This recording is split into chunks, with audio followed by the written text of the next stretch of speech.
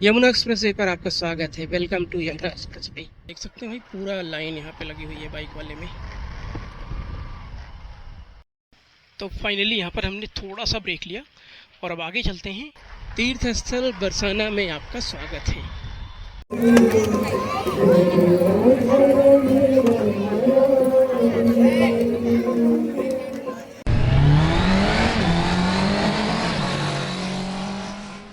अभी मैं इस टाइम परी चौक के आसपास हूँ। परी चौक पहुँचने वाला हूँ। परी चौक से हम यमुना एक्सप्रेस वे लेंगे और अभी ये रहा, परी चौक पे आ गए हैं। और परी चौक से अब हम लेंगे लेफ़्ट साइड में, देन फिर हम यमुना एक्सप्रेस वे पे चढ़ जाएंगे।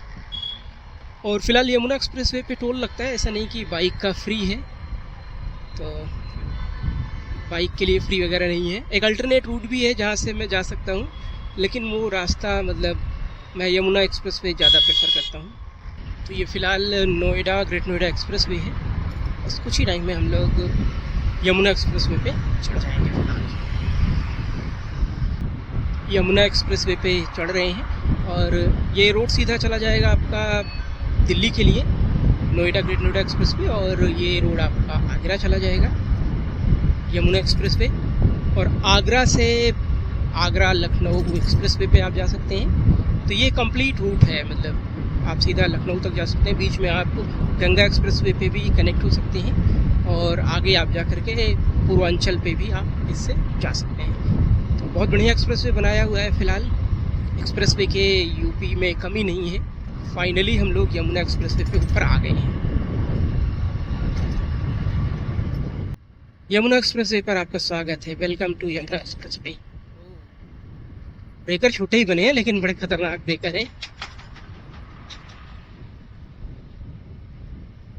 फिलहाल हम चल लेते हैं अपने बाइक वाले लेन पर, ताकि कोई दिक्कत ना हो, असुविधा ना हो। तो आप यहाँ पर देख सकते हैं, यहाँ से आगे स्पोर्ट्स सिटी के लिए एग्जिट लगभग 11 किलोमीटर दूर मिल जाएगा। वहाँ से आप क्रिकेट स्टेडियम जा सकते हैं, इंटरनेशनल सर्किट जा सकते हैं। और ऊपर एक ओवर ब्रिज दिख रहा है। तो फिर ये ईस्टर्न पेरीफेरल एक्सप्रेस वे का है, दिल्ली एनसीआर के चारों तरफ फैला हुआ है। तो ये रहा कट जेवर इंटरनेशनल एयरपोर्ट का, नोएडा इंटरनेशनल एयरपोर्ट का। और साथ ही साथ ये आगे जो ये ऊपर से फ्लाईओवर जा रहा है, इसको आप लेकर के फरीदाबाद जा सकते हैं। आगे ढाबे वगैरह कई सारे हैं। फिलहाल ये देखिए कितना बढ़िया शानदार बनाया हुआ है पर्यटन के हिसाब से। और साथ ही साथ मतलब इस एक्सप्रेस वे की जो खूबसूरती है वो इन सब चीज़ों से कहीं ज़्यादा बढ़ जाती है। तो यहाँ से हम लोग ढाबे की तरफ ले रहे हैं। थोड़ा सा कुछ ढाबे वगैरह बने हुए हैं, वहाँ पर रुकेंगे थोड़ी देर और अपना ब्रेकफास्ट वगैरह करेंगे। तो हम लोग यहाँ पहुँच गए हैं। ये नाम इसका जॉली कोक। यहाँ पर कई सारे कैफ़े वगैरह बने हुए हैं। चलते हैं, देखते हैं क्या सिस्टम है, कैसे है। तो फाइनली यहाँ पर हमने थोड़ा सा ब्रेक लिया और अब आगे चलते हैं। यहाँ पर पूरा बरिस्ता और सबवे इस टाइप के हैं।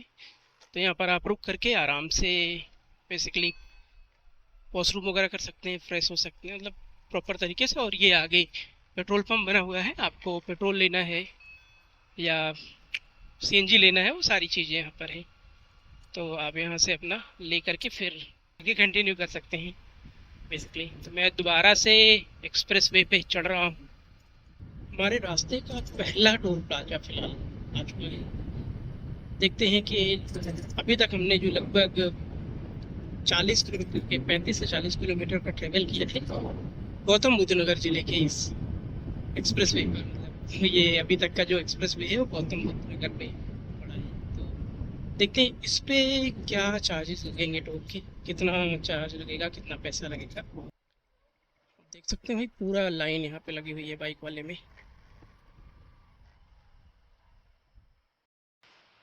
तो फाइनली भाई यहाँ पर 70 रुपये का टोल मैंने पे किया है। और अलग अलग डिस्टेंस का अलग अलग। फिलहाल हम लोग पहुँचने वाले हैं बाजना। बाजना से कट है, मतलब वहीं से हमें फिर पलवल वाले रोड पे ले लेंगे। जो पलवल से फिलहाल पलवल से होकर के और वो वृंदावन वाली रोड वहाँ के लिए हमें जाना है। यहाँ से लगभग 1-1.5 किलोमीटर है वो कट, वहाँ से हमें कट लेना है।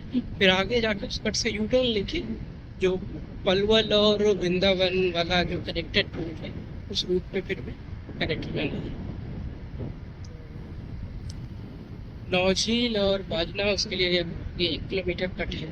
फिलहाल ये रहा आगे आ गया कट हमारा, और इस कट से ही हमें लेफ्ट लेना है।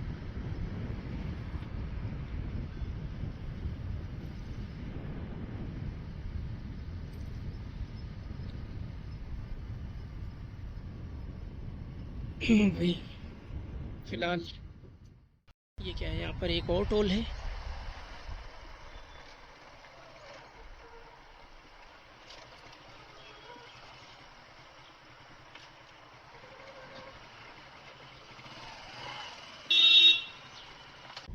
फिलहाल बाजने से मैं एक्सप्रेस वे से नीचे आ गया हूँ, जो आगरा वाला यमुना एक्सप्रेस वे से नीचे आ गया हूँ। और यहाँ पर आप देखिए एक नया एडवेंचर भेड़ों के साथ। भाई भेड़ें पूरा रोड छाप करके चल रही हैं। अरे भाई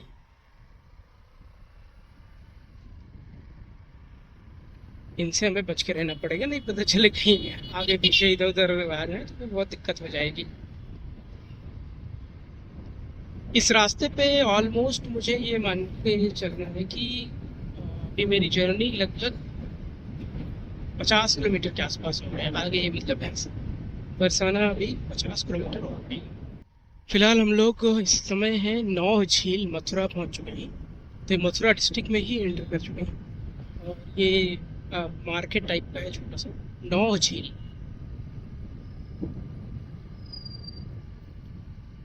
तो एक लोकल मार्केट टाइप का है, थोड़ा सा यहाँ पे सिंगल लेन है, तो बाइक के हिसाब से तो कोई दिक्कत नहीं है। अब कार वगैरह से आएंगे तो रास्ते इतने अच्छे नहीं थे, लेकिन जब आप बाइक से आते हैं तो ये एडवांटेज होता है आपके लिए कि भाई बाइक से कोई दिक्कत नहीं है। रास्तों का कैसे भी रास्ते हैं, आप बाइक से आराम से रास्ते अपने खुद डिसाइड कर सकते हैं। फिलहाल यहाँ पर एक अंकल जी ट्रैक्टर में बस जानवरों के लिए चारा लेके जा रहे थे, मतलब पूरा एंजॉय कर रहे हैं, मतलब ट्रैक्टर पे ही चारा लेके जा रहे हैं। बढ़िया है। और इस रोड पे मतलब अच्छी अच्छी चीज़ें देखने को मिल रही है। आप देखिए, आपने बैलगाड़ी नहीं देखी होगी बहुत टाइम बाद, ये देखिए बैलगाड़ी किस तरीके से जा रही है। मतलब मैंने तो बहुत टाइम बाद देखा फिलहाल। और इस रोड के मतलब एक अलग ही एक्सपीरियंस है। पूरा मतलब पुराना इंडिया। और एक नहीं, ये देखिए कई सारी बैलगाड़ियाँ, बुलक कार्ट जिसको इंग्लिश में कहते हैं। तो ये देखिए एक और बैलगाड़ी, पूरा गांव वाला कल्चर है। और ये से यमुना नदी है। तो यमुना नदी फिलहाल आ गए हैं, हाँ यमुना नदी ही है। तो यमुना के पुल पे हम लोग चढ़ गए हैं। बहुत शानदार नज़ारा है। इसीलिए कहते हैं हमेशा राइड पे जाया करो, ट्रैवल किया करो, यात्राएं किया करो। वहाँ पे आपको जो चीज़ें देखने को मिलती हैं वो उसका एक एक्सपीरियंस कभी नहीं भूलता है। और ये मेरी फ़िलहाल पहली राइड है। वैसे ट्रैवल करना मुझे बहुत पसंद है, बस ट्रेन या कार से एक जगह मैं गया हूँ। लेकिन बाइक का जो एक्सपीरियंस है वो अलग ही है। मतलब आज मुझे फील हो रहा है कि मतलब बाइक से जो लोग जाते हैं घूमने, वाकई जो एक्सप्लोरेशन जिसको कहते हैं कि एक तरीके से मेडिटेशन है। बाइकिंग करना, राइडिंग करना मेडिटेशन है। आज मुझे वो फील हो रहा है। फिलहाल इसको ओवरटेक करते हुए हमें आगे निकलना है। तो यमुना नदी को हम लोग पार कर चुके हैं।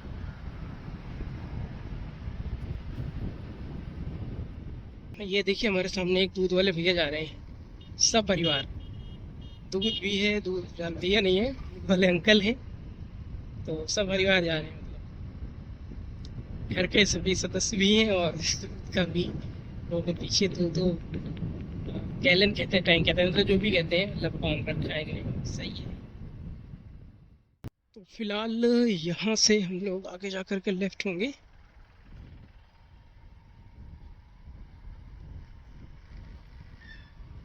या ये छाता मार्केट है,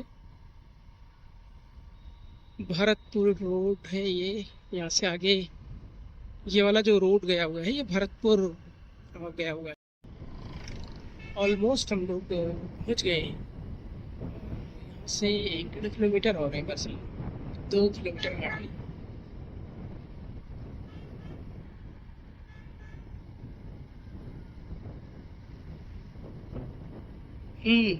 फाइनली लगभग 120-25 किलोमीटर का सफ़र करके हम लोग नोएडा से बरसाना आ गए। अब यहाँ से फ़िलहाल आज रुकेंगे, यहाँ पर घूमेंगे, एक्सप्लोर करेंगे, आसपास की चीज़ें देखेंगे और नंदगांव जाएंगे शाम के टाइम। फिर जब मतलब 2-3-4 बजे के आसपास नंदगांव जाएंगे।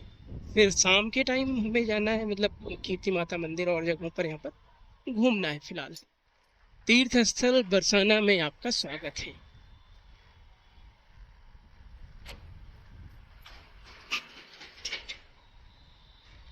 तो फाइनली हम लोग आ गए हैं बरसाना राधा रानी के धाम में, लाडली जी महाराज के धाम में आ गए हैं। और अच्छे से मैं आप लोगों को दर्शन कराऊंगा लाडली जी महाराज के, उनके जहाँ पर वो रहती थी, कीर्ति माता मंदिर, वो सारी चीज़ें आप लोगों को मैं एक्सप्लोर कराऊंगा, दर्शन कराऊंगा पूरी। एक तरीके से आप ये कह लीजिए कि बरसाना की पूरी यात्रा हम आपको करवाने वाले हैं। फिलहाल हम लोग हैं कीर्ति माता मंदिर के पास, ये सामने कीर्ति माता मंदिर पड़ जाएगा, आप देख सकते हैं यहाँ पे। तो इसका मैं आप लोगों को अच्छे से दर्शन कराऊंगा, लेकिन शाम के टाइम जब आएंगे तो एकदम मस्त दर्शन करवाएंगे आप लोगों को। अभी पहले चलते हैं कहीं रुकने का, देखते हैं होटल वगैरह या कुछ भी मिल जाए। रंगीली जी महल, कीर्ति माता मंदिर है ये, तो बहुत अद्भुत जगह है।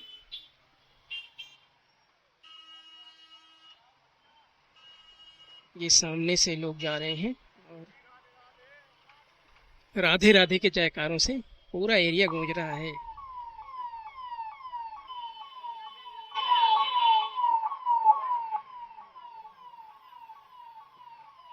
बाइक होने का ये फायदा है कि लोग ट्रैफिक में खड़े हैं हम लोग निकल लेते हैं। हम भी चलते हैं, पहले कहीं रुकने का व्यवस्था करते हैं, उसके बाद फिर चलेंगे, आपको अच्छी अच्छी जगहों के दर्शन कराएंगे।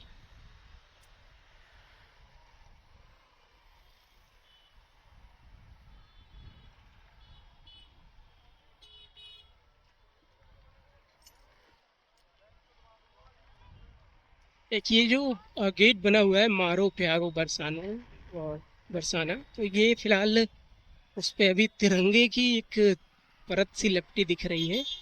कल 15 अगस्त है तो पूरी तरीके से उसको सजा रखा है, आप देख सकते हैं।